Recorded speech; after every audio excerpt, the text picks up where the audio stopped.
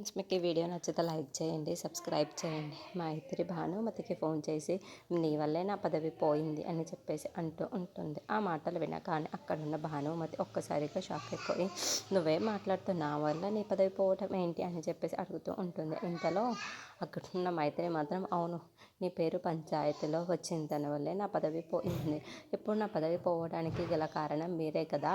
నా పదవి మళ్ళీ నాకు రావాలి అంటే నేను మీరే ఏదో ఒకటి చెయ్యాలి, ఎలాగైనా సరే మీ వల్ల పోయిన పదవి నాకు మీ వల్లే రావాలి అని చెప్పేసి అంటుంది. ఆ మాటలు వినగానే అక్కడున్న భానుమతి మాత్రం ఏమీ మాట్లాడకుండా సైలెంట్గా ఉండిపోతుంది. ఇంతలో అది చూడగానే అక్కడున్న మైత్రి మాత్రం మీరు ఏం చేసినా సరే నాకు పదవి నాకు కావాలి అని చెప్పేసి ఫోన్ కట్ చేస్తూ ఉంటుంది.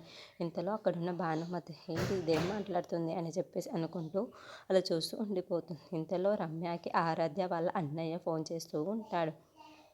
అది చూడగానే అక్కడున్న రమ్య ఎవరో ఫోన్ చేస్తున్నట్టున్నారు అని చెప్పేసి అనుకుంటూ ఆ ఫోన్ని లిఫ్ట్ చేస్తూ ఉంటుంది. ఇంతలో అక్కడున్న ఆరాధ్య వాళ్ళ అన్నయ్య రమ్యకి మొత్తం జరిగిన విషయాలన్నీ కూడా ఎక్స్ప్లెయిన్ చేస్తూ ఉంటాడు. అది వినగానే అక్కడున్న రమ్య ఒక్కసారిగా షాక్ అయిపోతూ ఉంటుంది. ఏంటి ఇదంతా నిజమా అని చెప్పేసి అనుకుంటూ ఉంటుంది. ఇంతలో అక్కడున్న ఆరాధ్య వాళ్ళ అన్నయ్య మాత్రం జరిగిన విషయాలన్నీ కూడా చెబుతూ ఉంటాడు. ఆ మాటలు వినేసి అక్కడున్న రమ్య అయితే ఫోన్ కట్ చేసేస్తూ ఉంటుంది. ఇవన్నీ నేను విన్నవి నిజమేనా అని చెప్పేసి ఒక్కసారిగా షాక్ అయిపోయి ఉంటుంది.